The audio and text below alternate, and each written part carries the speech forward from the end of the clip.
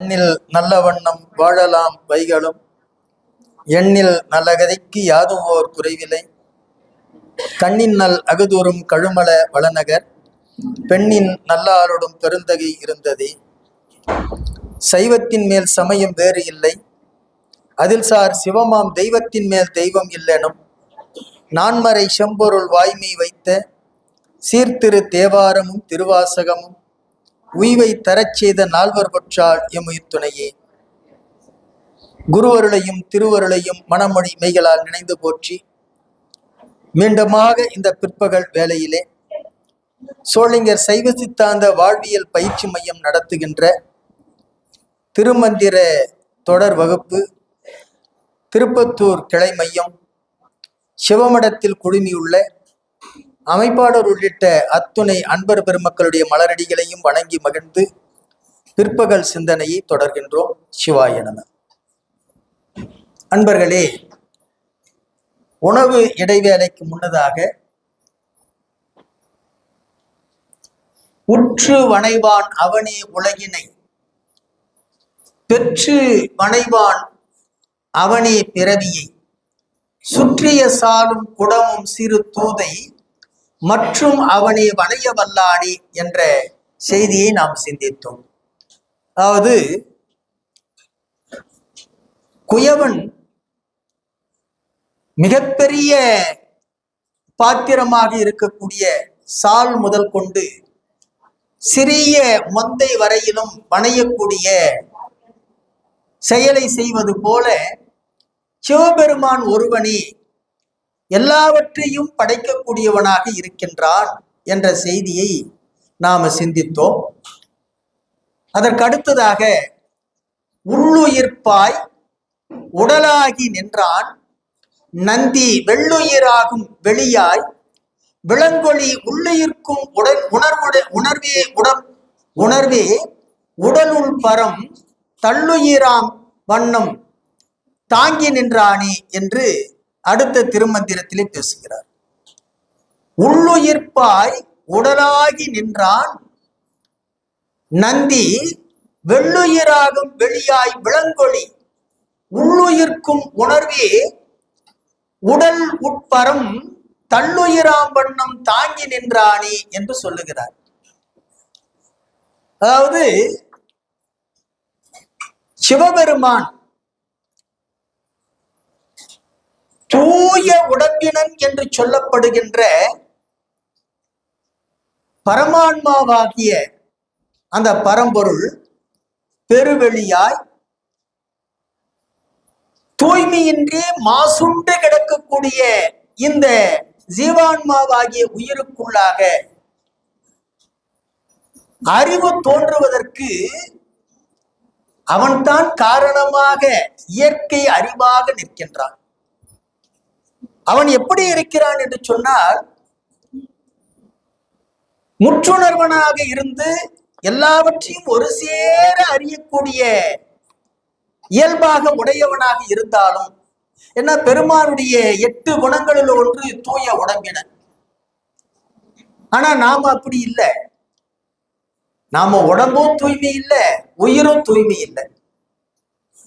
அப்படி இருந்தாலும் கூட அவனுடைய பெரும் கருணையாக அந்த பெருவெள்ளமாகிய அந்த மாக்கருணை வெள்ளம் என்று சொல்லக்கூடிய அவனுடைய பெரும் கருணையினால் அந்த பரம்பொருள் என்ன செய்கிறது என்று சொன்னால், நமக்காக கீழே இறங்கி வந்து உயிருக்கு உயிராக தாங்கி நிற்கின்றான். இந்த உடம்பையும் அவன் தாங்கி நிற்கின்றான். உயிருக்கு உயிராக இருந்து அந்த உயிர் இந்த உடலுள் இருந்து இந்த உடல் விதிக்கப்பட்டிருக்கக்கூடிய நாள் வரையிலும் உயிர்ப்போடு இருப்பதற்கு சிவபெருமானே அதனை காத்து நிற்கின்றான் என்று திருமூலர் பேசுகிறார். எந்தையே ஈசா உடலிடம் கொண்டாய் யான் இதற்கு இளன் போர் கைமாறே என்று நம்முடைய மணிவாசக பெருந்தகை சொல்வது போல, இந்த உடம்புக்குள்ள உயிர் நிலை பெற்று இருப்பதற்கு சிவபெருமான் அவன் தாங்கிக் கொள்ளவில்லை என்று சொன்னால் இந்த உடம்பும் நிலை பெற்று இருக்காது, உயிரும் நிலை பெற்று இருக்காது. ஆகவே அவன்தான் இந்த உடம்பையும் உயிரையும் தாங்கி நிற்கக்கூடியவனாக இருந்து காக்கின்றான் என்று சொல்லுகின்றார். அதற்கடுத்தது தாங்கரும் தன்மையும் தான் அவை பல்லுயிர் வாங்கிய காலத்தும் மாற்றோர் பிரிதில்லை ஓங்கி எழுமைக்கும் யோகாந்தம் அவ்வழி தாங்கி நின்றானும் அத்தாரணி தானே என்று பேசுகிறார். சிவபெருமான் பல உயிர்களை அந்த உயிர்களுக்கு வாய்க்கப்பெற்ற உடலில் நிறுத்தி காக்கின்ற காலத்தில் அந்த காத்தல் தொழிலை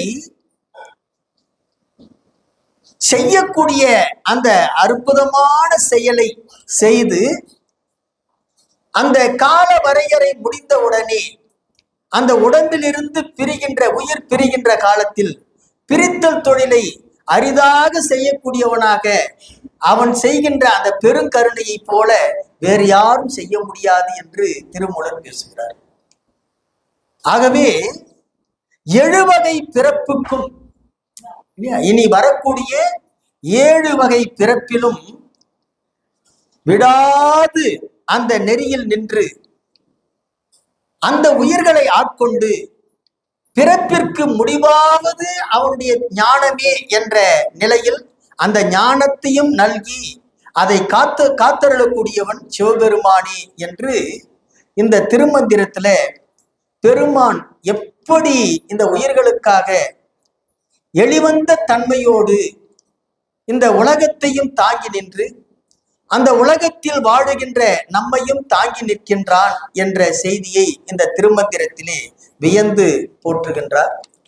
அதற்கு அடுத்ததாக அணுகினும் சேயவன் அங்கியிற்கூடி நணுகினும் ஞான கொழுந்தொன்றும் நல்கும் பணிகினும் பார்மிசை பல்லுயிராகி தணிகினும் மண்ணுடல் அண்ணல் செய்வானே என்று சொல்லுகின்றார். அண்ணலாகிய சிவபெருமான் உயிர்களோடு உடனாய் நிற்பினும் அவனை அறிவதற்கு அரிதானாக இருக்கின்றான். அணுகினும் சேயவன் என்று சொல்லுகின்றார். பெருமான் நம்மோடு உடனாக தான் இருக்கின்றான். ஆனா எத்தனை பேர் அதை உணர்ந்து கொண்டிருக்கிறோம்? இல்லையே. அதனால உணராதவர்களை அவர்களுக்கு தூரத்தில் இருக்கக்கூடியவனாக சேய்மையானவனாக அறிவதற்கு அரியவனாக இருக்கின்றான். அப்படிப்பட்ட அரியவனே நணுகினும் ஞான கொழுந்தொன்றும் நல்கும் யோக முயற்சியில உன்னை அடைய வேண்டும் என்று அந்த பிராணவாயுவை அடக்கி மூலாதாரத்திலிருந்து எழுப்பப்படுகின்ற அந்த மூலக்கணல் என்று சொல்லுகின்றோம் இல்லையா, அந்த மூலக்கணல் வழியாக இந்த ஆன்மா புருவ நடுவாக இருக்கக்கூடிய நிலையை அடைந்து அந்த தியானம் முதலான முயற்சிகளில் ஈடுபடுகின்ற போது அவனை உணர முடியும். அப்படி உணரினும் உண்மையில் அவனை எப்படி அறிந்து கொள்ளலான்னு சொன்னா, ஞான கொழுந்து ஒன்றும் பணிகினும் பார்மிசை பல்லுயிராகி தணிகினும் மண்ணுடல் அண்ணல் செய்வானே என்று சொல்லுகிறார். இப்போ சரியை முதலிய தொண்டினால் பக்தியினால் அவனை பணிந்து வழிபட்டு தவநெறியில் நிற்பினும் உலக வாழ்க்கையில உலகியலோடு உலக முகமாக இருக்கக்கூடியவர்களோடு கூடி அந்த நெறியில நாம மூழ்கி போனாலும் பெருமான் அவரவர் வினைக்கு ஏற்றார் போல அவர்களை காக்கின்ற செயலை செய்வானே தவிர ஒருவரையும் அவன் என்ன செய்ய மாட்டான் சொன்னா கைவிட்டு விட மாட்டான் என்று சொல்லுகின்றார். அவரவருடைய நிலைக்கு ஏற்ப இப்ப கடவுளே இல்லை என்று சொல்லுகிறார்கள். அவர்களையெல்லாம் நான் பெருமான் கைவிட்டுட்டானா என்ன? இல்லை, அவர்களையும் அவன் தாங்கிதான் நிற்கின்றான். ஆனால் இந்த அவனுடைய அருளல் தன்மையை புரிந்து கொண்டு நாம் என்ன செய்ய வேண்டும் சொன்னா அவனுடைய திருவடியை சார வேண்டுமே தவிர அதை தவிர்த்து வேற எந்த நிலையிலும் இருக்கக்கூடாது என்று திருமூலர் சொல்லுகின்றார். அதற்கு அடுத்ததாக ஒடுக்குதல் என்று சொல்லக்கூடிய சங்காரம். இந்த சங்காரம் அதாவது படைத்தல் சொல்லியாச்சு, காத்தல் சொல்லியாச்சு, அடுத்தது ஒடுக்குதல். இந்த ஒடுக்குதல் தொழிலையும் நம்முடைய திருமூலர் 10 திருமந்திரங்களால் எடுத்து உரைக்கின்றார். அங்கி செய்து ஈசன் அகலிடம் சுட்டது,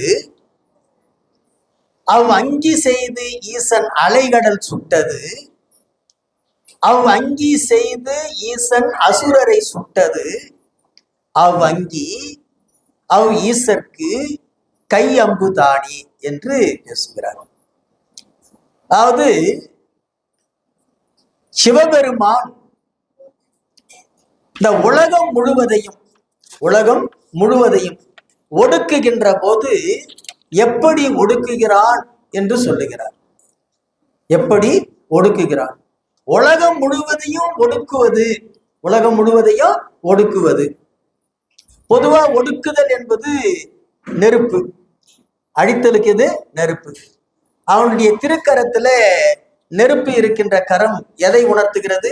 ஒழித்தல் தொழிலை உணர்த்துகிறது. அதைத்தான் திருமூலர் என்ன பண்றாரு சொன்னா, இந்த அழித்தல் தொழிலுக்கு அவனுக்கு அம்பாக இருப்பது நெருப்பு என்று பேசுகிறார். நிறைவு அடியில 4வது அடியில அங்கி அந்த நெருப்பு ஈசற்கு கை அம்புதானி என்று சொல்லுகிறார். ஏன்னா அந்த நெருப்பை கொண்டுதான் முப்புறத்தையும் எரித்தான். அங்கி செய்து ஈசன் அசுரரை சுட்டது. முப்புறத்தையும் எப்படி எரித்தான்? நெருப்பை கொண்டு எரித்தான். அதுக்கப்புறம் உலகம் முழுவதும் பிரளயம் பிரளயத்துல எல்லா உடம்புகளும் செத்து மிதந்த பிறகு அந்த கடலை, அந்த தண்ணீரை சுண்ட வைத்தது எப்படின்னு சொன்னா நெருப்பை வைத்துதான் சுண்ட வைத்தான். அதுதான் சொல்றாரு, அங்கி செய்து அலைகடல் சுட்டது இல்லையா? அந்த கடல் நீரை எல்லாம் வற்ற செய்தது நெருப்பை வைத்து. அந்த நீர் சுண்டிய பிறகு அந்த உடம்பெல்லாம் இருந்தது இல்லையா, அந்த உடம்புகளை எல்லாம் சுட்டது எப்படி? அங்கி செய்து ஈசன் அகலிடம் சுட்டது. எல்லாவற்றையும் நீராக்கி அந்த நெருப்பினால் தான் நீராக்கினான். ஆகவே அந்த நெருப்பு தான் அவனுக்கு கையம்பாக இருக்கிறது என்று இந்த முதல் பாட்டிலே இந்த அழித்தல் தொழிலுக்குரிய தொடக்கமாக சொல்லுகின்றார். அப்ப எல்லாவற்றையுமே எரிகொண்டு செய்கின்றான் என்று இந்த திருமந்திரத்திலே பேசுகின்றார். அதற்கு அடுத்ததாக முதல் வரி அங்கி செய்து ஈசன் அகலிடம் சுட்டது. அகலிடம் சொன்னா பரந்த இடம், எல்லா இடத்தையும் அவன் நெருப்பை வைத்துத்தான் சுடுகின்றான் என்று சொல்லுகிறோம். அதுதானே முற்று ஒடுக்கம். எல்லாம் எரிஞ்சு சாம்பலான பிறகு இல்லையா, அந்த சாம்பல் எல்லாம் அவனுடைய திருமேனியில போகுது. அதுதானே நாம பார்த்தோம், கங்காளம் பூசும் கவச வெந்நீர் என்று பார்த்தோம் இல்லையா?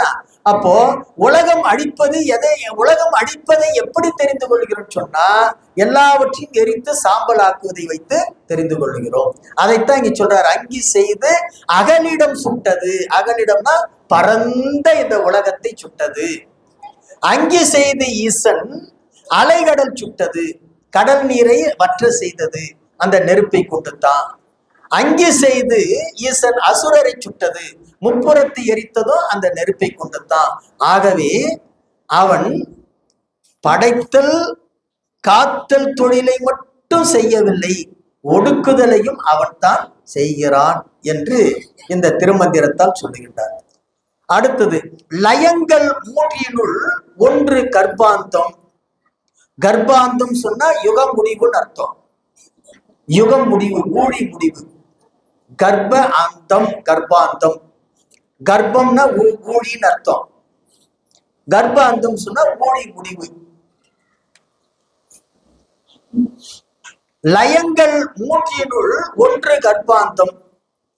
நிலை அன்று அழிந்தமை நின்று உணர்ந்தேனால் உழைத்தந்த மெல் அரி போலும் உலகம் மலை தந்த மாநிலம் தான் வெந்ததுவே என்று பேசுகிறார்.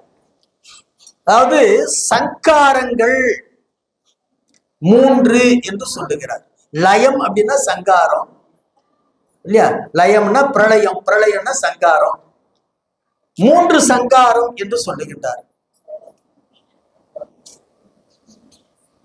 முதல் சங்காரம் தினந்தோறும் நடக்குது நமக்கு. முதல் சங்காரம் தினந்தோறும் நடக்குது. இது தினப்பிரளயம் பேரு. இதுக்கு பேர் என்னது? தினப்பிரளயம். அது என்ன சார் அப்படின்னு சொன்னா, தினந்தோறும் உழைத்து உழைத்து உழைத்து ஓய்வு கொள்ளுகின்ற போது உறங்குகிறோமா? அப்போ உறங்குகின்ற போது இந்த உயிரானது உடம்பினுடைய பிடிப்பிலிருந்து நீங்கி நிற்குது. உடம்புக்குள்ளதான் இருக்குது. ஆனா அந்த உயிர் உடம்பை அப்பொழுது இயக்கி கொண்டு இருப்பதில்லை. இன்னும் சொல்ல போனா அந்த நேரத்துல இந்த தூள உடம்பு செயல்படுவது இல்லை. எந்த உடம்பு தான் செயல்படும்? சூக்கும உடம்பு தான் செயல்படும். அப்போ இது தினப்பிரளயம். தினப்பிரளயம் நாள்தோறும் பெருமான் கொடுக்கின்ற ஒடுக்கம்.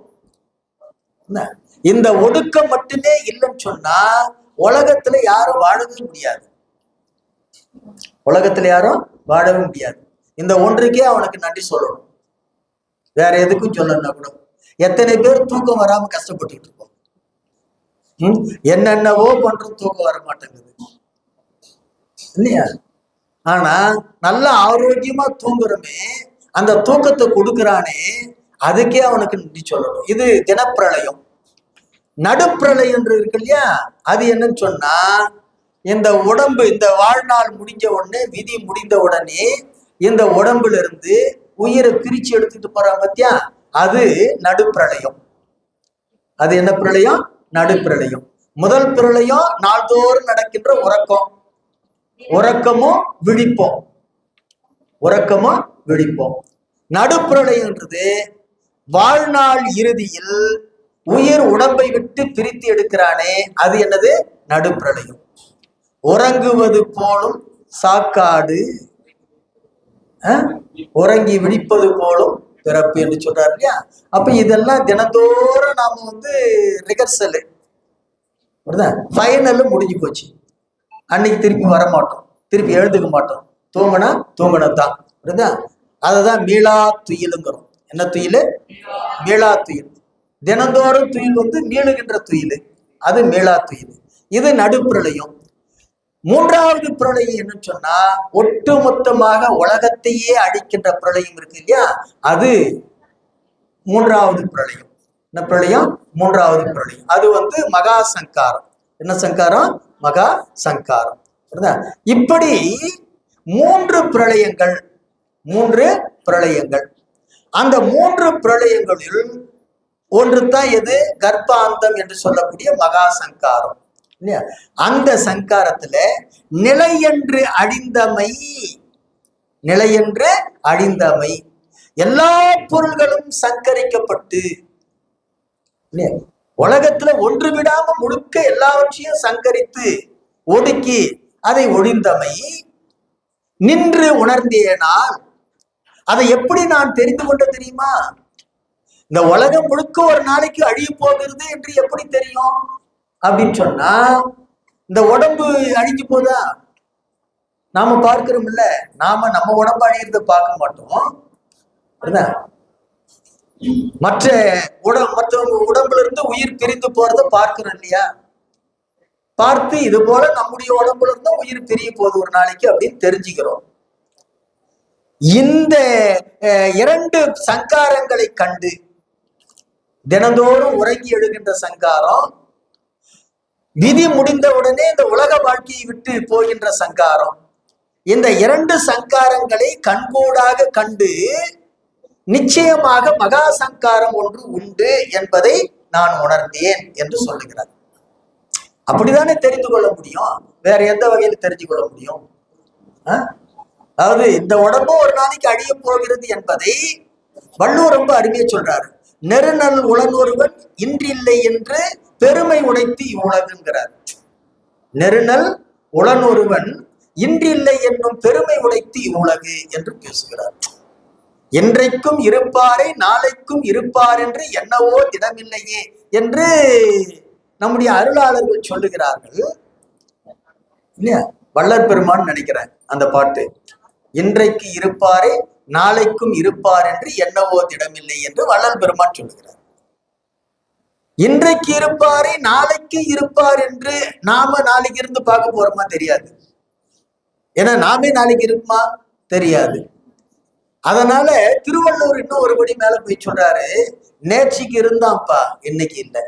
ஏன்னா நேற்று நாம பார்த்தோம், நாளைக்கு அவன் இருப்பான்னு பாக்குறதுக்கு நாம இருப்போமான்னு தெரியாது. அதனால என்ன சொல்றாரு, நேற்றைக்கு இருந்தான் இன்றைக்கு இல்லை. இதுதான் இந்த உலகத்துடைய பெருமை என்று வள்ளுவர் பெருந்தகை பேசுகிறார். அதுபோல தினந்தோறும் விழித்து எழுகின்ற சங்காரம், வாழ்நாள் இறுதியில் உயிர் உடம்பை விட்டு பிரிகின்ற சங்காரம், இந்த இரண்டையும் கொண்டு முழு சங்காரமாக இருக்கக்கூடிய மகா சங்காரத்தை நான் உணர்ந்தேன் என்று சொல்லுகிறார். உணர்ந்து இந்த உலகம் உலை தந்த மெல்லரிசி போலும், உலகம் உலை தந்த மெல்லரிசி போலும். மெல் அரிங்கிறது அரிசியினுடைய கடைக்குறை. இவன்னா ஒரு பக்கத்துல சி அப்படின்னு ஒரு வார்த்தை எழுதிங்க. இது இலக்கணத்துல கடைக்குறை பேரு. மெல் அரி போலும்னா மெல் அரிசி போலும்.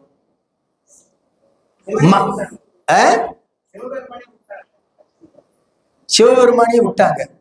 அது அந்த இலக்கண யாப்புக்காக அது மாதிரி பண்ணியிருப்பாங்க. மலை தந்த மாநிலம் தான் வெந்ததுவே என்று பேசுகிறார். ஒரு ஓமையை சொல்றாரு. அதாவது இந்த உலகம் எப்படி வந்திருக்கும் அப்படின்னு சொன்னா, அவ்வளோ பெரிய உலகத்தை எப்படி அவனால எரிக்க முடியும் அப்படின்னு சொன்னா, அதெல்லாம் அவனுக்கு ஒரு பெரிய விஷயம் இல்லை. உலையில போட்ட நொய் மெல்லரிசின்னு சொன்னா நொய்யரிசின்னு அர்த்தம். மெல்லரிசின்னா என்னது? நொய்யரிசி இல்லையா? நொய்யரிசி உலையில போட்டா எப்படி குழஞ்சி போகுமோ, அது போல இந்த உலகம் என்னாச்சு, வெந்து சாம்பலாகி விட்டது என்று இந்த செய்தியை ஒரு ஓமை மூலம் பேசுகிறார். ஆகவே பிரளயம் என்பது, சங்காரம் என்பது சிவபெருமானால் நடத்தக்கூடிய ஒன்று என்று சொல்லுகிறார். அதற்கு அடுத்தது பதம் செய்யும் பாரும் பணிவரை எட்டும், உதம் செய்யும் ஏழ்கடல் ஓதம் முதலாம், குதம் செய்யும் அங்கி கொழுவி ஆகாசம், விதம் செய்யும் நெஞ்சில் வியப்பு இல்லை தானே என்று பேசுகிறார். பதம் செய்யும் பாரும், பதம் செய்யும் பாரும், பாருனா உலகம் தான். இந்த உலகம் இருக்கிறதே அகன்ற நிலம். இது இந்த உயிர்களுக்கு பக்குவத்தை தருகின்ற இடம். இங்க பிறந்து தானே பக்குவம் அடைஞ்சிருக்கிறோம். இங்க பதம்னா பக்குவம்னு அர்த்தம் இல்லையா? அப்போ பல உயிர்களுக்கு பக்குவம் பெறுகின்ற இடமாக எது இருக்குதுன்னு சொன்னா இந்த அகன்ற நிலம் தான் இருக்கிறது. அதைத்தான் திருமூலர் சொல்லுகிறார், பதம் செய்யும் பாரும் பணிவரை எட்டும். இந்த உலகத்துல இருக்கக்கூடிய பெரிய பெரிய மலைகள் ஒரு தொகை சொல்லாக எட்டுன்னு சொல்றாரு. எட்டும் குளிர்ந்த மலைகள் எட்டும், உதம் செய்யும் ஏழ்கடல் ஓதும். உதம் அப்படின்னு சொன்னா நீர்னு அர்த்தம். உதம்னா என்னது? நீர். அதாவது உதகம் என்ற சொல்லுக்கு நீர் என்று பொருள். இங்க காங்கிற எழுத்து இலக்கணம் நோக்கி இல்லாம தொக்கி வந்திருக்குது. ஆகவே உதகம் என்பது உதம் என்று வந்திருக்கிறது. இது இடைக்குறைன்னு தெரியுதுக்கு. உதம் செய்யும் ஏழ்கடல் ஓதும், நீரை தருகின்ற ஏழ்கடல் நீர் பரப்பும் முதலாம். இது முதலாக அனைத்து பொருள்களையுமே சிவபெருமான் என்ன செய்கிறார் தெரியுமா? குதம் செய்யும் அங்கி, குதம் செய்யும் அங்கி இல்லையா? இங்க குரோதம், அது குரோதம் என்ற சொல்லு குதம் என்று இடைக்குறையாக வந்திருக்குது. இந்த குரோதம்ங்கிறது எங்க தோன்றுவது? எங்க தோன்றுவது? குரோதம் மனசுல தோன்றுவது. குரோதம்னா பகை இல்லையா? அது எங்க தோன்றும்? மனத்துல தோன்றும். அப்ப மனத்துல தோன்றுவது எது? எண்ணம், நினைப்பு. அந்த எண்ணம் நினைப்புங்கிற சொல்ல இப்படி உணர்த்துறாரு யாரு? இந்த வார்த்தையை வச்சு சிவபெருமான் அப்படி மனதுல நினைத்த மாத்திரத்திலேயே இது எல்லாத்தையும் அழிச்சுட்டு வரணும். எதை? உலகத்தில் இருக்கக்கூடிய உயிர்களை எல்லாம் பக்குவப்படுத்துகின்ற இந்த அகன்ற நிலம், பெரிய பெரிய உயர்ந்த மலைகள், நீரை நிறைந்திருக்கக்கூடிய 7 கடல், இது எல்லாவற்றையுமே பெருமான் தனது நினைப்பு மாத்திரத்தாலேயே அங்கி கொழுவி எல்லாவற்றையும் காய்தல் செய்து சுட்டு எரித்து ஆகாசம் விதம் நெஞ்சில் செய்யும் இல்லையா. ஆகாசம் விதம் அப்படின்னா, ஆகாசம்னா வானத்துக்கு உருவம் இருக்குதா? இல்ல, வடிவம் இல்லை. அப்படின்னா என்ன அர்த்தம்? அந்த மாதிரி வெட்ட வெளி ஆக்கிடுவான்னு அர்த்தம். எல்லாத்தையும் அழித்து அப்படி என்ன பண்ணுவான்? வெட்ட வெளி ஆக்கிடுவான். அதை செய்யறதுக்கு அவன் என்ன செய்யறான்? நினைப்பு மாத்திரத்திலேயே எல்லாவற்றையும் செய்தறான். திருமூலர் எப்படியெல்லாம் அந்த வார்த்தையில போட்டு கொண்டாரு. ஆகாச விதம் உருவு இல்லாதபடி செஞ்சிடுவானா யாரு? சிவபெருமான். அப்படி செய்வான். செய்யக்கூடிய இந்த செயலில் வியப்பு இல்லை தானே. இதுல நாம வியந்து பேசுவதற்கு ஒன்று இல்லை. அதெல்லாம் அவனுக்கு சாதாரண செயல், அவனுக்கு மிக சாதாரண. ஏன்னா அவனுடைய திருவிளையாடலே அதுதான் என்று சொல்லுகிறார். அப்போ நிலைமே அன்றி எல்லாமே அழிந்து போகும் என்று சொல்வதனால இது மகாசங்காரம். இது என்னது? மகாசங்காரம் இல்லையா. நிலத்துல மட்டும் அழிவு ஏற்படுதுன்னா அது மகாசங்காரம் இல்லை. இப்போ உதாரணத்துக்கு இப்ப கேரளாவில் இது வந்தது இல்லையா, நிலச்சரிவு வந்தது இல்லையா. இது அந்த மலை மட்டும் அழிஞ்சுது. மலை மட்டும் அழியல, அந்த மலை மற்றவங்களையும் அழிச்சுது. அது வேற செய்தி இல்லையா. இதெல்லாம் நாம பெருமான் கொடுக்கக்கூடிய வார்னிங், இது எச்சரிக்கை. இதெல்லாம் ரிகர்சல். இப்படி எல்லாம் கொஞ்சம் கொஞ்சமா தான் சொல்லிக்கிட்டு இருக்கிறான். ஆனா யாரும் நாம என்ன பண்றது இல்லை, அதை வச்சு கேட்கறது இல்லை. புரியுதா? அதுக்கு ஒரு பெரிய செய்தியே சொல்றான். அந்த நிலச்சரிவுக்கு காரணமே நம்ம ஆளுங்க தான். அதை இயற்கையா இன்னொரு வியப்பு என்னன்னு சொன்னா, அந்த மலையில இருக்கக்கூடிய மலைவாழ் மக்கள், அந்த ஆதி இனத்தவர்கள் இருக்காங்களே, அந்த மலையிலேயே இருந்தவங்க இருக்காங்களே, அவங்களுக்கு யாருக்கும் பெரிய அளவுல பாதிப்பு இல்லைங்கிறான். ஏன்னா அவங்களுக்கு தெரியும். அது விலங்குகள் நம்மை விட நுண்ணறிவு அதிகம். அதுங்களுக்கு அந்த இயற்கை சீற்றத்தெல்லாம் தெரிஞ்சு வந்துடும். அதை புரிஞ்சுக்கிட்டு இவங்களும் பாதுகாப்பா போயிடுவாங்க. யாருன்னு சொன்னா அங்கேயே இருக்கக்கூடிய மலைவாழ் மக்கள். நமக்கு தான் அதெல்லாம் தெரியாது, அதனாலதான் போனாங்க. புரியுதுங்களா? சரி, இப்ப அடுத்தது கொண்டல். சொல்லுங்க ஐயா. எது? ஓதம்னா நீர்பரப்பு. ஓத முயற்சின்னு சொல்றோம்ல.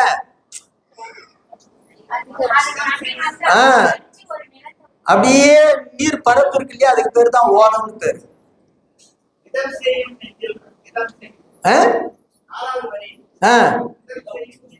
அது விதம்ங்கிறது என்னன்னு சொன்னா, முதல் அடியில் இருக்கக்கூடிய ஆகாச விதம் அப்படின்னு சேர்த்துக்கணும்.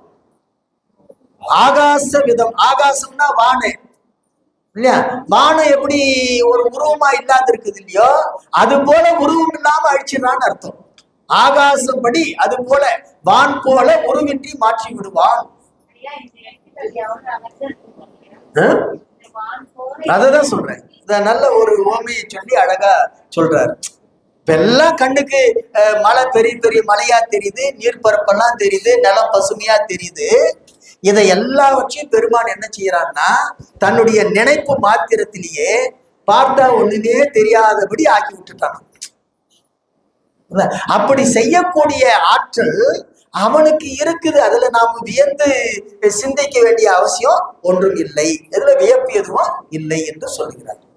அதுக்கு அடுத்த பாட்டு அதையே சொல்றாரு பாருங்க. கொண்டல் வரை நின்று இடிந்த குளக்கொடி அண்டத்துள் ஊறி இருந்தென் திரையாகி ஒன்றின் பதம் செய்ய ஓம் என்ற அப்புற குண்டத்தின் மேல் அங்கி கோழி கொண்டானே என்று பேசுகிறார்.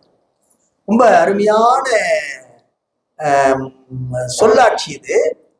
கொண்டல் வரை என்று சொல்லுகின்றார். கொண்டல் வரை. கொண்டல்னா மேகம், மேகத்தை முட்டுகின்ற மலைகள், வரைனா மலை.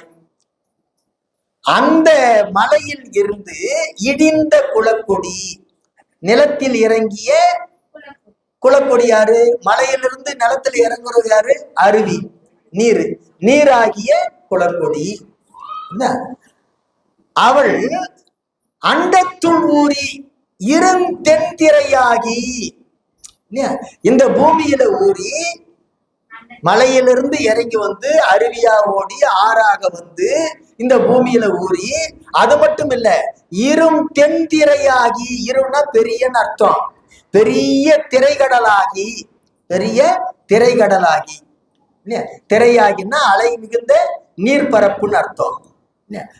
அந்த திரையாகி ஒன்றின் பதம் செய்ய, அது மட்டும் இல்ல இனிய உணவுகளை எல்லாம் உண்டாக்கி கொண்டிருக்கின்றாராம்.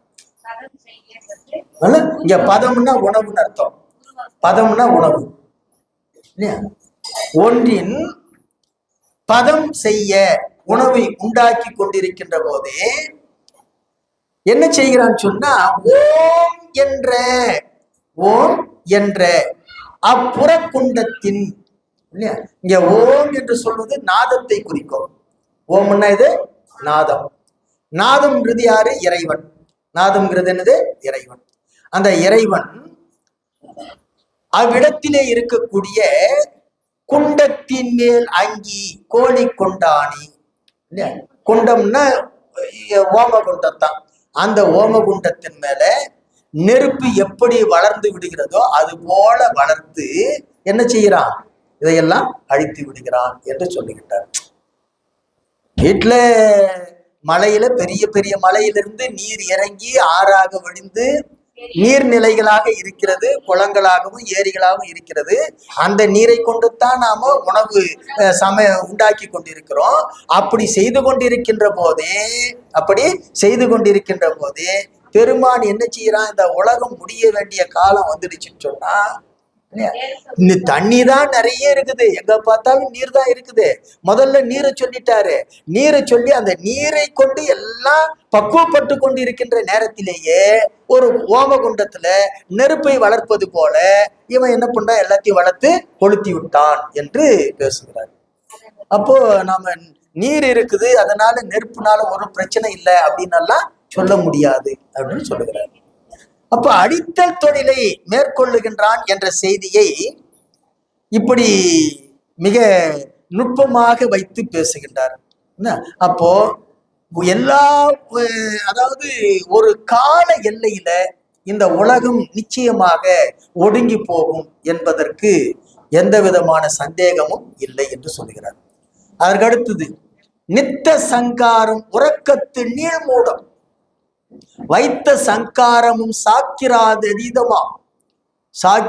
அதீதமாம் சுத்த சங்காரம் தொழிலற்ற கேவலம் உய்த்த சங்காரம் பரம் அருள் உண்மையே என்று பேசுகிறார்.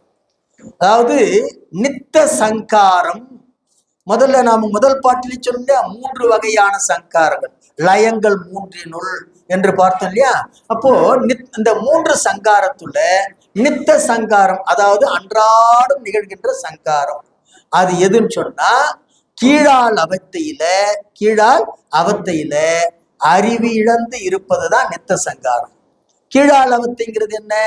உயிர் கொஞ்சம் கொஞ்சமாக இறங்கி வந்து உறக்க நிலைக்கு சென்ற பிறகு இந்த அறிவு செயல்படாது இருக்கிறது இல்லையா? அதுதான் என்ன சங்காரம்? நித்த சங்காரம், தினந்தோறும் நடக்கின்ற சங்காரம். அதைத்தான் உறக்கத்து நீள் மூடம் என்று சொல்லுகிறார். உறங்கி கொண்டிருக்கின்ற போது அறியாமையில் ஆழ்ந்திருக்கின்ற நிலை. அதற்கு அடுத்தது வைத்த சங்காரமும் சாக்கிர அதீதமாம், பிறவி எடுத்த எல்லா உயிர்களுக்கும் பொதுவாக வைக்கப்பட்ட சங்காரம். பொதுவாக வைத்த சங்காரங்கிறது என்னன்னு சொன்னா, எனக்கு உனக்குங்கிற வேறுபாடெல்லாம் இல்லை. இந்த உலகத்துல யாரெல்லாம் பிறவி எடுத்திருக்கு, பிறந்திருந்தா கண்டிப்பா இறந்துதான் ஆகணும், இறந்துதான் ஆகணும். அதுல எந்த விதமான மாற்றத்துக்கு இடமே கிடையாது. நான் இங்கேயே இருப்பேன்னு அடம் பிடிக்கவே முடியாது. அதை தான் சொல்றாரு வைத்த சங்காரம். பிறவி என்ற நிலை வந்த பிறகு பிறவி எடுத்த எல்லா உயிர்களுக்கும் பொதுவாக வைக்கப்பட்ட அந்த சங்காரம் அது ஆயுள் சங்காரம். என்ன சங்காரம்? ஆயுள் சங்காரம். அந்த ஆயுள் சங்காரம் சாக்கிர அதீதமாம். சாக்கிர அதீதமாம், விழித்தலே இல்லாத உறக்கமாகி இறப்பு. மேல சொன்னது விழிக்கக்கூடிய நித்தம் நடக்கக்கூடியது, விழிக்கக்கூடிய இறப்பு அல்லது உறக்கம் இல்லையா? விழிக்கக்கூடிய உறக்கம். இது விழிக்கவே முடியாத உறக்கம். விழிக்கவே முடியாத உறக்கம். அப்ப விழிக்கவே இயலாத உறக்கங்கிறது என்னன்னு சொன்னா இறப்பு. இது என்னது? இடை சங்காரம், அதாவது எல்லாருக்கும் வைத்த சங்காரம். அடுத்து சுத்த சங்காரம். சுத்த சங்காரம்னா சர்வ சங்காரம், எல்லாவற்றையும் முழுமையாக அடிப்பது இல்லையா? அது தொழிலற்ற கேவலம். தொழிலற்ற கேவலம் அது என்னன்னு சொன்னா இந்த ஆன்மா செயலற்று ஆணவத்திலேயே அழுந்தி சடம் போல கிடக்கின்ற நிலை. எந்த சங்காரம்? மகா சங்காரம் என்று சொல்லக்கூடிய அந்த சங்காரம், சர்வ சங்காரம். அதனால் உய்த்த சங்காரம் பரன் அருள் உண்மையே. உயிரை நீங்காத இன்பத்தில் செலுத்துதலாகிய திருவருள் சங்காரம் இருக்குது இல்லையா? அதுதான் இறைவனுடைய அருள். அருளே அந்த இறைவனுடைய உண்மையை பெறுவதாக இருக்கும் என்று சொல்லுகிறார் இல்லையா? அப்ப திருவருள் சங்காரமாகிய அருள், திருவருள் சங்காரமாகிய அருள். எல்லாருக்கும் ஒரு சந்தேகம் வந்துடும். அந்த சந்தேகத்தை அடுத்த பாட்டுல சொல்றாரு. அப்போ சுத்த சங்காரம் அதாவது சர்வ சங்காரம் சொன்னா தொழிலட்ச கேவலம், அதாவது ஆணவத்துல செயல்ற்று ஜடம் போல கிடக்குது அப்படின்னு சொல்லிட்டு அதுதான் பரன் அருள் அப்படின்னு சொல்றாரு. அப்போ சர்வ சங்காரத்துல உயிர்கள் எல்லாம் திருவடிக்கு போயிடுமா? உயிர்கள் எல்லாம் திருவடிக்கு போயிடுமா அப்படின்னு சொன்னா போகாது. எல்லா உயிரும் திருவடிக்கு போகாது இல்லையா? எந்த உயிர் திருவடிக்கு போகும்னு சொன்னா அததான் சொன்னேன். பிரளய காலத்துல திருவடிக்கு செல்லுகின்ற உயிர்கள் உண்டு. அந்த காலத்துல பிரளய காலத்துல, அந்த பிரளய காலத்துல திருவடிக்கு போகின்ற உயிர்களைத்தான் பிரளயாகலர் ஆன்மாக்கள் சொல்றோம். என்ன ஆன்மாக்கள்? பிரளயாகலர் ஆன்மாக்கள். அது எல்லா ஆன்மாக்களும் தான் பிரளயத்துல போகுமா அப்படின்னு சொல்ல முடியாது. பிரளயம் வருவதற்கு முன்னதாகவே கூட திருவடிக்கு போயிட்டு இருக்கோம். பிரளயம் வருவதற்கு முன்னதாக கூட திருவடி போயிட்டு இருக்கோம். ஆனா பிரளயம் வரைக்கும் திருவடிக்கு செல்லாத ஆன்மாக்கள், அது பிரளயகாலர் ஆன்மாக்கள், பிரளய காலத்துல என்ன பண்ணும்? திருவடிக்கு போகும். பிரளயத்துக்கு முந்தையே எப்படி சார் திருவடிக்கு போகுமா அப்படின்னு சொன்னா நிச்சயமாக உண்டு. எப்படின்னு சொன்னா சகலராக பிறந்தவர்கள் தான் நால்வர் பெருமக்கள். சகலராக பிறந்தவர்கள் தான் ஞானசம்பந்தரும், நாவுக்கரசரு, சுந்தரரு, மணிவாசகர் எல்லாமே எப்படி பிறந்தவங்க தான்? சகலர் வகை ஆன்மாக்களாக நம்மை போன்று பிறந்தவர்கள் தான். ஆனா சகல நிலையிலிருந்து அவர்கள் பிரளயாகல நிலைக்கு உயர்ந்துட்டாங்க. எந்த நிலைக்கு உயர்ந்தாங்க? பிரளயாகல நிலைக்கு. பிரளயாகல நிலைக்கு உயர்ந்தது மட்டுமல்லாமல் பிரளய காலம் வரையிலும் இல்லாமல் அதற்கு முந்தினதாகவே அவங்க என்ன பண்ணாங்க? திருவடிக்கு சென்று விட்டார்கள் இல்லையா? அது போல பிரளயாகலர் ஆன்மாக்கள் இடையிலேயே கூட திருவடிக்கு போகுது. இது நமக்கு தெரிந்தது. எல்லா பிரளயாகலர் ஆன்மாக்களையும் நாம பார்க்க முடியாது. உலகத்துல பிரளயாகலர் ஆன்மாக்கள் உலகத்துல அறிவது என்பது ரொம்ப அரிதாக இருக்கும் அவங்கள. ஆமா, அவ்வளவு எளிதா பிரளயாகலர் ஆன்மாக்களை நாம, அது பிரளயாகலர் ஆன்மாக்கள் என்ன சொல்ல போனா மேல்நிலையிலேயே இருப்பார்கள். அவங்க காரண காரியத்தோடு நமக்காக கீழே இறக்கி விடக்கூடியவர்கள் தான். அவங்க இறக்கி விடப்பட்டவர்கள் தான்.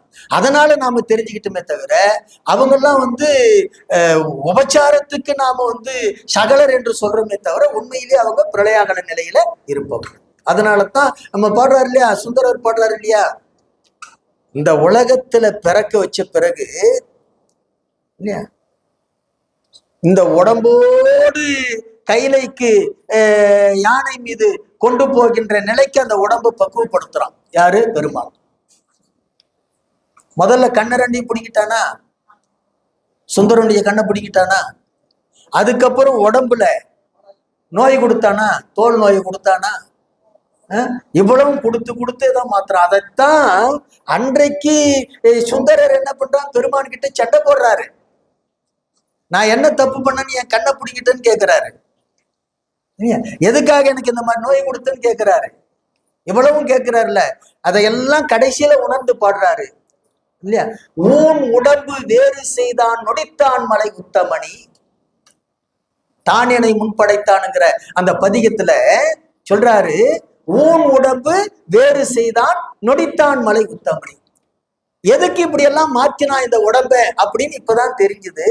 ஏன்னா அந்த உடம்போடு என்ன பண்ண முடியாது, கைலைக்கு போகின்ற தகுதி இல்லைங்கிறதுனால தான் இந்த உடம்பையே அவன் மாத்திட்டான் என்று பெருமையா பேசுறார். அப்போ இது எல்லாம் யாரால முடியும் சொன்னா பெருமானால் தான் முடியும். ஆகவே இந்த சர்வசங்காரத்துல எல்லாமே திருவடிக்கு போயிடுவாங்களான்னா நிச்சயமாக எல்லாரும் திருவடிக்கு போக மாட்டார்கள். அதை அடுத்த வகையில் சொல்றாரு, நித்த சங்காரம் 2 உடல் நீவுதல் இல்லையா? 2 உடல் நீவுதல்.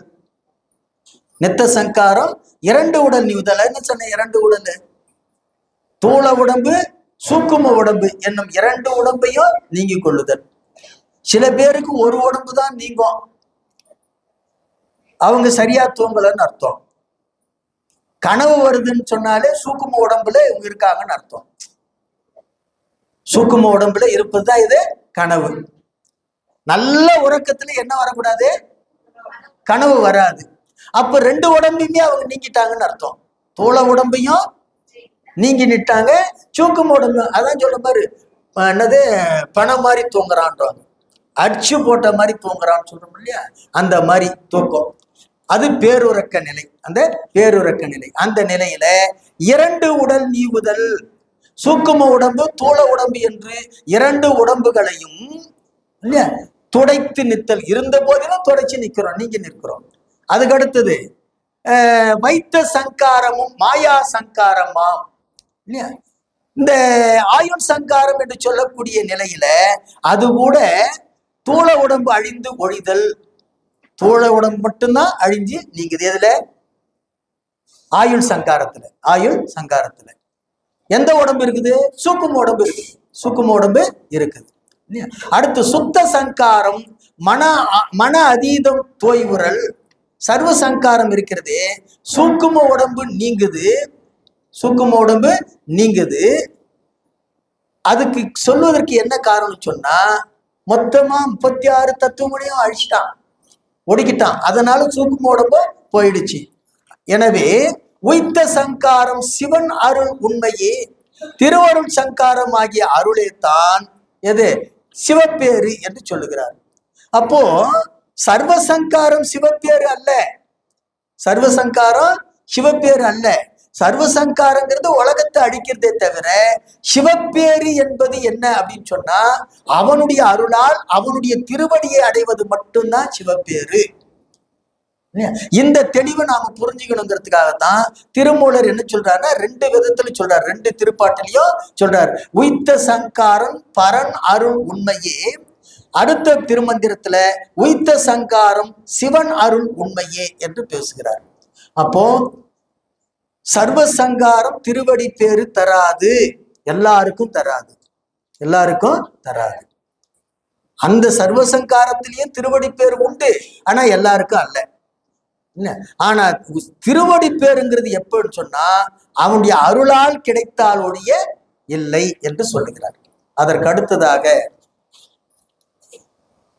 நித்த சங்காரம், நித்த சங்காரம் கரு இடர் நீக்கினால், ஒத்த சங்காரம் உடல் உயிர் நீவுதல், சுத்த சங்காரம் அதீதத்துள் தோய்வுறல், உய்த்த சங்காரம் பரன் அருள் உண்மையே என்று பேசுகிறார். நித்த சங்காரம் கரு இடர் நீக்கினார், அதாவது தூள உடம்போடு இருக்கின்ற பொழுதே, தூள உடம்போடு இருக்கின்ற போதே அதனாடு கூடாது இருக்க வேண்டும். அப்படின்னா என்னத்த? உடம்பு பற்றி இல்லாம இருக்கணும், உடம்பு பற்றி இல்லாம இருக்கணும் இல்லையா? ஆயுட் சங்காரம் ஒத்த சங்காரம் உடல் உயிர் நீவுதல். ஆயுட்சங்காரம் அதனை அடியோடு விடச் செய்வது ஆகும். அடியோடு விடச் செய்வது ஆகும். சுத்த சங்காரம், சுத்த சங்காரம் அதீதத்துள் தோய்வுறல். சர்வ சங்காரம் இருக்கிறதே, அந்த சூக்கும உடம்பையும் விட பண்ணுவது. இதெல்லாம் யாருக்கு தெரியுமா? சீவன் முத்தருக்கு. யாருக்கு? ஜீவன் முத்தருக்கு. ஜீவன் முத்தராக இருக்கக்கூடியவர்கள் இந்த உலகத்துல வாழுகின்ற போதே உடம்போடு தொடர்பில்லாம வாழ்ந்துகிட்டு இருப்பாங்க. அது நித்த சங்காரம். அது என்ன சங்காரம்? நித்த சங்காரம். உடம்புல தொடர்பு இல்லாம வாழறாங்கன்னு சொன்னா, ஒரு இடத்து இப்ப நாம காலையில எழுந்த உடனே பசிக்குது இல்லையா, அப்ப நாம உடம்புல விட்டு நீங்களன்னு அர்த்தம். உடம்பு தொடர்பு இல்லாம இருக்கிறோம்னு அர்த்தம் கிடையாது. இந்த உடம்பென்ற ஒன்று இருக்கிறது என்பதையே மறந்து நிற்கின்ற நிலை இருக்குதே, அதுதான் சீவன் முத்தர் நிலை. உடம்பையே மறந்துட்டவங்களுக்கு உடம்புல துணி இருக்குமான்றது தெரியாது. அதனாலதான் ஜீவன் முத்தர்கள் பல பேர் என்ன பண்ணுவாங்கன்னு சொன்னா, ஆடை இல்லாமலே கூட இருப்பாங்க. ஆடை இல்லாமலே கூட இருப்பாங்க. ஆடை இல்லாமல் இருப்பது நமக்கு தான் தெரியுமே தவிர அவங்களுக்கு அந்த உணர்வே இருக்காது. ஏன்னா உடம்பை பற்றிய உணர்வே இல்லாதவர்களுக்கு உடம்புல என்ன இருக்குன்னு அவங்களுக்கு தெரியாது. அப்படிப்பட்ட ஜீவன் முத்தர்களுக்கு அந்த உடம்புக்குரிய ஆயுள் முடிஞ்சு போச்சுன்னு சொன்னா அந்த உடம்பு விழுந்துரும். அந்த உடம்பு விழுந்துரும். அது ஆயுள் சங்காரம். முடிஞ்சு போச்சா? இப்போ அந்த ஜீவன் முத்தர் உடம்பு விழுந்து உயிர் போகுது இல்லையா, அப்ப அந்த உயிரோடு எது இருக்குது? சூக்கும உடம்பு இருக்குது.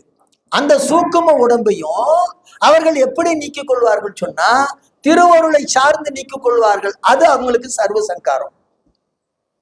ஜீவன் முத்தர்களுக்கு சர்வ சங்காரம் எது? திருவருளை சார்ந்து சூக்கும உடம்பையும் நீக்கிக் கொள்வது. அந்த செய்தி தான் சொல்லுகிறார். சுத்த சங்காரம் அதீதத்துள் தோய்வுறல். அதீதத்துள் தோய்வுறல். அதீதம் அப்படின்னு சொன்னா சாக்கிர அதீதம், அதாவது நனவையும் கடந்த நிலை. அந்த கடந்த நிலையில அப்படியே தோய்ந்து நிற்பது. உய்த்த சங்காரம் பரன் அருள் உண்மையே. சொல்லுங்க, என்ன இருக்கு? அது சுத்த சங்காரம் அதீதத்துள் தோய்வுறல் போட்டுங்க. இல்லையா? அது அடுத்த பாட்டுலயா இருக்கும் பாருங்க. 2 பாட்டுலயுமே இருக்கா? அடுத்த பாட்டா இருக்கும். அடுத்த பாட்டுல வருது. ஆமா. அப்போ இந்த சீவன் முத்தர்களுடைய அந்த நிலையை திருமூலர் இப்படி சொல்றாரு. அப்போ சர்வ சங்காரம் என்பது சூக்கும உடம்பையும் நீங்கி நிற்பது அவர்களுக்கு. உய்த்த சங்காரம் பரன் அருள் உண்மையே. அப்படிப்பட்ட நிலையில சிவனை அடைவது என்பது கடைபிடித்து உணரத்தக்கது. அந்த மாதிரி சீவன் முத்தர்களாக இருந்து எது? நாலா உய்த்த சங்காரம் பரன் அருள் உண்மையே. அப்படியா? சிவன் அருள் உண்மையவா? சரி, பொருள் ஒன்றுதான். பொருள் ஒன்றுதான். அடுத்தது அதுக்கு அடுத்த பாட்டுல 8வது பாட்டு, நித்த சங்காரமும் நீடு இளைப்பாற்றலின் வைத்த சங்காரமும் மண்ணும் அனாதியில் சுத்த சங்காரமும் தோயா பரன் அருள் உய்த்த சங்காரம் முன் நாளாம் உதிக்கிலே. முன் நாளாம் உதிக்கிலே என்று பேசுகிறார். அதாவது உதிக்கிலே, உதிக்கிலே, உதிக்கிலே, அந்த கடைசி வரிக்கு கீழே அந்த அந்த கடைசி வரி இருக்கு இல்லையா, அந்த வரியை எப்படி கொண்டு கூட்டணும்னு சொன்னா, உய்த்த சங்காரம் முன் உதிக்கில் நாள் ஆம் அப்படின்னு கொண்டு கூட்டணும். உய்த்த சங்காரம் முன் உதிக்கில். முன் உதிக்கில் நான் சொல்றது 8வது பாட்டுல. 7 சொல்லலையா? 7 தான் நான் சீவன் முத்தர்களை பற்றி பேசணும் இல்லையா? ஐயா, சீவன் முத்தர்களை பற்றி பேசணும். இப்போ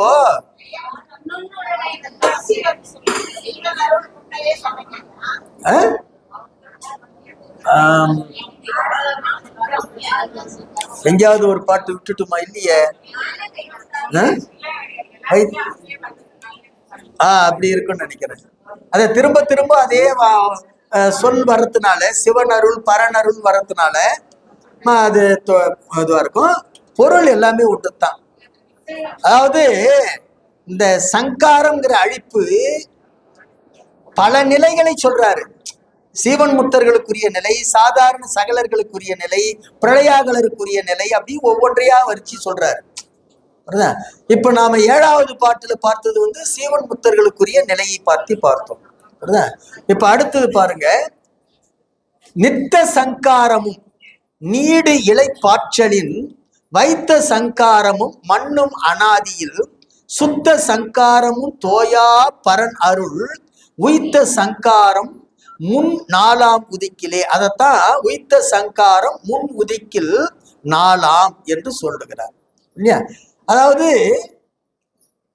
நாள்தோறும் பெருமான் நமக்கு சங்காரத்தை கொடுக்கிறானே, அது பெருங்கருணை. கொடுக்கலன்னா என்ன ஆகும்? அததான் சொல்றாரு. நீடு இளைப்பாற்றலின் உழைத்து உழைத்து உழைத்து ஓய்ந்து போகின்ற இந்த உடம்புக்கு ஒரு இளைப்பாற்றுவதற்காக என்ன செய்யறான்னு சொன்னா உறக்கம் என்கிற நித்த சங்காரத்தை கொடுக்கிறான். அதாவது இறைவன் கொடுத்திருக்கக்கூடிய மற்ற எல்லாத்தையும் விட்டுடுங்க.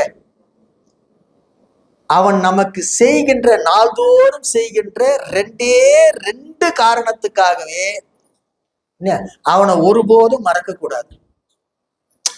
வேற எதுக்கும் வேண்டாம். 2 அந்த 2 என்ன தெரியுமா?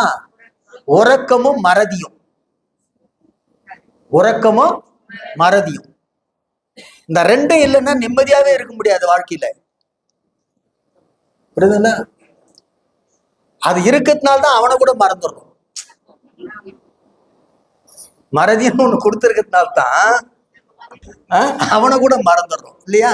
இந்த உறக்கமும் மறதியும் இல்லை என்று சொன்னால் எந்த ஒருவருடைய வாழ்க்கையிலையும் நிம்மதி என்பதே இருக்காது. எதுங்க? அது வேற. சீக்கிரம் இறந்து போறதுங்கிறது வேற. நிம்மதி இழப்பு ஏற்படும். நிம்மதி இழப்பு ஏற்படும். நிம்மதி இழப்புனால இறப்பு விளைவதை விட தற்கொலை தான் அதிகமாகும். இறப்பு என்பது இயல்பா நிகழ்வது. தற்கொலை என்பது இறப்பு கிடையாது. நிம்மதி இழப்புனால மிகுதியா எது வரும் சொன்னா அதான் ஏற்படும் உலகில நாம சிந்திக்கின்ற போது. ஆனா இதையெல்லாம் தடுக்கிறவன் யாருன்னா பெருமான் தான். இந்த 2 காரணத்துக்காகவே அவனை நாம என்ன பண்ணணும்னு சொன்னா ஒருபோதும் மறக்காம பிடிச்சு வச்சுக்கணும். அது நித்த சங்காரம் நீடு இலை பாய்ச்சலில் வைத்த சங்காரமும் மண்ணும் அனாதியில். ஆயுள் முடியுது. ஆயுள் முடிஞ்ச பிற்பாடு சங்காரம் பண்றானே, அதை பண்ணலன்னு வச்சுக்க என்ன ஆகும்? இந்த உடம்பை வச்சுக்கிட்டு நம்மளால இருக்க முடியாது. எவ்வளவு கஷ்டப்படுறோம். எத்தனை பேர் எப்படா என்ன கூட்டு போறோம்னு சொல்லி கெச்சறவங்க இருக்காங்க. ஏன்னா அந்த உடம்பு அந்த அளவுக்கு நலிஞ்சு போகுது. அவ்வளவு நலிந்து போகுது. நலிந்து போன பிறகு அந்த உடம்புக்குள்ள உயிர் இருப்பதற்கு அவ்வளவு கஷ்டப்படும். பெருமான் எவ்வளவு பெருங்கருணையோடு அந்த உடம்புல இருந்து உயிரை பிரிச்சு எடுத்துடுறான். அது ஆயுள் சங்காரம். அது ஆயுள் சங்காரம். இதெல்லாம் நினைச்சு பார்த்தோம்னு சொன்னா அவனுடைய அந்த செயலை நாம பழிக்கவே மாட்டோம். பல பேர் என்ன பண்றோம்னு சொன்னா இறப்பு வந்தா பழிக்கிறோம். எவ்வளவு பெரிய கருணையோடு நமக்கு அந்த செயலை செய்யறான். அதாவது கண்ணதாசன் தெரிஞ்சு பாடனானா தெரியாத பாடனானான்னு தெரியாது. அவன் சொல்லுவான், மரணம் வந்தால் தெரிந்துவிடும் நான் மனிதன் என்று புரிந்து விடுவான். ஒரு மனிதனை அவன் எப்படிப்பட்டவன் சொல்லி அவன் மரணத்துலதான் தெரிஞ்சுக்க முடியும். சொல்லிட்டு அடுத்த வரியில பாடுவான் அவன், நான் மனிதன் என்று புரிந்துவிடும் ஊர் சுமந்து போகும் முன்னே உனக்கும் கூட தெரிந்து விடும். ஊர் சுமந்து போகும் முன்னே உனக்கும் கூட தெரியும். அப்போ அந்த மரணம் தான் ஒருவனுடைய அந்த இயல்புகளை அவன் எப்படிப்பட்டவன்றத அதுதான் காட்டும். யாருக்கும் தெரியாம பண்றோம்னு சொல்லி எவ்வளவு பேர் தப்பு பண்றாங்க. அதெல்லாம் எங்க கொண்டு வந்து காட்டிடும் சொன்னா மரணத்துல காட்டிடும். அடுத்தது சுத்த சங்காரமும் தோயா பரனருள். இப்ப சர்வ சங்காரத்துல எல்லா கருவிகளும் ஒடுங்கி போயிடுச்சு, அழிஞ்சு போயிடுச்சு. எல்லா கருவிகளும் அழிஞ்சு போயிடுச்சு. அப்ப அழிந்து போய்விட்டதுனால அதுவே சிவப்பேரா. என்ன கருவிகளோடு இருந்தா பிறப்பு, கருவிகள் எல்லாம் ஒடுங்கி போச்சுன்னு சொன்னா திருவடின்னு சொல்லி சொல்றோம் இல்லையா? அப்ப முற்றடிப்புல சர்வ சங்காரத்துல எல்லாமே ஒடுங்கி போயிட்ட பிறகு அப்ப அதுதான் சிவப்பேரு திருவடி பேரா என்று சொன்னால் இல்லை, அது இல்லை. ஏன் அப்படின்னு சொன்னா உய்த்த சங்காரம் முன் உதிக்கில் நாள் ஆம் என்று சொல்றார். அதாவது இந்த திருவருள் சங்காரத்தின் வழியே, திருவருள் சங்காரத்தின் வழியே நாளும் உண்டு. அடுத்து பிறவிக்கு வர வேண்டிய வினை இருந்துன்னு சொன்னா அடுத்த ஊழியில பிறக்கும். பிறந்து அதுக்கப்புறம் என்னது இருந்து இறக்கும், பிறக்கும் இருக்கும் இறக்கும். வினை பயன் முடிஞ்சு போயிருந்துன்னு சொன்னா நாலாவதாகி வீடு பேரும் கிட்டும், நாலாவதாகிய வீடு பேரும் கிட்டும். அதைத்தான் என்ன சொல்றாரு, முன் உதிக்கில் நாள் ஆம். அந்த திருவருள் சங்காரத்துல நாளும் இருக்கும்ன்றார், நாளும் இருக்கும். அப்போ வீடு பேரு என்பது இந்த வினைப்பயன் தீர்ந்து பிறப்புக்கு வராத நிலை என்ற நிலை இருந்தால் அது வீடு பேரான நிலையையும் தரும் என்று சொல்லுகிறார். அதற்கு அடுத்ததாக பாழே முதலாம் ஏழும் பயிர், அப்பயிர் பாழாய் அடங்கினும் பண்டை பாழ் பாழாகா வாழா சங்காரத்தின் மால் அயன் செய்தியாம் பாழாம் பயிராய் அடங்கும் அப்பாழிலே என்று பேசுகிறார். இங்க பாழ் அப்படின்னு சொன்னா மாயை என்று பொருள். பாழ் என்று சொன்னால் என்னது, மாயை. பாழே முதலாய் எழும் பயிர், மாயையே வித்தாக தோன்றுகின்ற பயிர், மாயையே வித்தாக அதிலிருந்து முளைக்கின்ற பயிராக எது தோன்றுகிறதுனா அந்த உலகம்தான். மாயையிலிருந்து தோன்றுவது எது, உலகம். அப்ப மாயையிலிருந்து தோன்றுகின்ற பயிர் உலகம். பின்பு அப்பயிர் பாழாய் அடங்கினும், பாழாய் அடங்கினும் வித்தாகிய அந்த மாயையிடத்திலேயே ஒடுங்குவதாகிய நிலை ஏற்பட்டு ஒடுங்கினாலும் பண்டை பாழ் பாழாகா என்றும் உளதாகிய அந்த மாயை ஒன்றிலும் ஒடுங்கா என்று பேசுகிறார். இந்த உலகம் முழுக்க மாயையில ஒடுங்கிடுச்சு, ஆனா மாயை இங்க ஒடுங்கல, மாயை ஒடுங்கல. மாயை ஏன் ஒடுங்கல? அதுதான் இப்ப மாயை தான் உலக தோற்றத்துக்கு மூலப்பொருள் மாயை. இந்த மாயையிலிருந்து தோன்றிய உலகமெல்லாம் மாயையில ஒடுங்கிடுச்சு, ஆனா மாயை ஒடுங்கல, மாயை ஒடுங்கல. ஏன் ஒடுங்கல அப்படின்னு சொன்னா இந்த எல்லா சங்காரத்திலையும் மாயை ஒடுங்கிடாது, எல்லா சங்காரத்திலையும் மாயை ஒடுங்கிடாது. உங்களுக்கு சித்தாந்தத்துல இந்த சர்வ சங்காரத்தை பத்தி செய்தி நடத்துனாங்களான்னு தெரியல இல்லையா? இப்ப நாம பார்த்துக்கிட்டு இருக்கிறதெல்லாம் பார்த்தீங்கன்னு சொன்னா நித்த சங்காரம், ஆயுள் சங்காரம், சர்வ சங்காரம் சொல்லிக்கிட்டு இருக்கோம் இல்லையா? இந்த சர்வ சங்காரமே 5 வகைப்படும். சர்வ சங்காரமே இல்லையா 5 வகைப்படும். அந்த 5 நிலையில 5 கலைகள் வருது பாத்தியா? பிரதிட்டா கலை, நிவர்த்தி கலை, பிரதிட்டா கலை, வித்யா கலை, சாந்தி கலை, சாந்தி அதீத கலைன்னு வருது இல்லையா? அந்த 5 கலைகளும் ஒடுங்குவது தான் 5 வகையான சங்காரம். 5 வகையான சங்காரம். ஒவ்வொரு சங்காரத்திலையும் எதுக்குள்ள எது ஒடுங்குது அப்படின்னு சொல்லி ஒரு இது உண்டு. கடைசியா ஒடுங்கும் போதுதான் சர்வ சங்காரம். அதான் என்னது, சர்வ சங்காரம். அதைத்தான் இங்க சொல்றாரு, மாயையில ஒடுங்கிட்டாலும் கூட மாயை இன்னும் ஒடுங்கல, மாயை ஒடுங்கல. அப்போ வாழா சங்காரத்தின் மால் அயன் செய்தியாம் சர்வ சங்காரம் இன்றி இந்த பிரகிருதிகாரம் அழிகின்ற அந்த தொடக்க நிலை சங்காரம் இருக்கிறதே, அந்த சங்காரத்துக்கு உட்பட்டு இந்த யாரு திருமால் படைக்கிறான், இது பிரம்மன் படைக்கிறான், திருமால் காக்கிறான், உருத்திரன் அழிக்கிறான்னு சொல்லிக்கிட்டு இருக்கோம் இல்லையா? அதெல்லாம் எங்கன்னு சொன்னா பிரகிருதி மாயா புவனத்துல மட்டும்தான். சர்வ சங்காரத்துல என்ன ஆகுன்னு சொன்னா இவங்க எல்லாம் சேர்ந்து ஒடுங்கிடுவாங்க. யாரெல்லாம் சேர்ந்து? பிரம்மாவும் திருமாலும் உருத்திரனும் எல்லாமே சேர்ந்து ஒடுங்கிடுவாங்க. எப்போ? சர்வ சங்காரத்துல. அப்போ இந்த இந்த பிரகிருதி சங்காரத்துல இவர்கள் ஒடுங்க மாட்டாங்க. அதைத்தான் இந்த திருமூலர் இங்க இப்படி சொல்றாரு. மாயையில ஒடுங்கும், ஆனா மாயை இன்னும் ஒடுங்கல அப்படிங்கிறார். பாழாம் பயிர் அடங்கும் அப்பாயிலே அந்த படைத்தல் தொழிலையும் காத்தல் தொழிலையும் ஒடுக்குதல் தொழிலையும் செய்கின்ற இந்த மும்மூர்த்திகளும் அவரவர்களுடைய கால எல்லையில் என்ன ஆபாங்க சொன்னா மாயையிலேயே ஒழுங்கி போவார்கள், முழுக்க முழுக்க அந்த மாயையில் ஒடுங்கி நிற்பார்கள் என்று சொல்லுகிறார். பாழாம் பயிராய் அடங்கும் அப்பாழியிலே இல்லையா? அப்போ எல்லாமே அந்த மூல மாயையில் ஒடுங்குகின்ற நிலையை அடைந்து விடுவார்கள். அதுதான் என்ன சங்காரம்? சர்வ சங்காரம் என்று சொல்லுகிறார். அதற்கு அடுத்த பாட்டு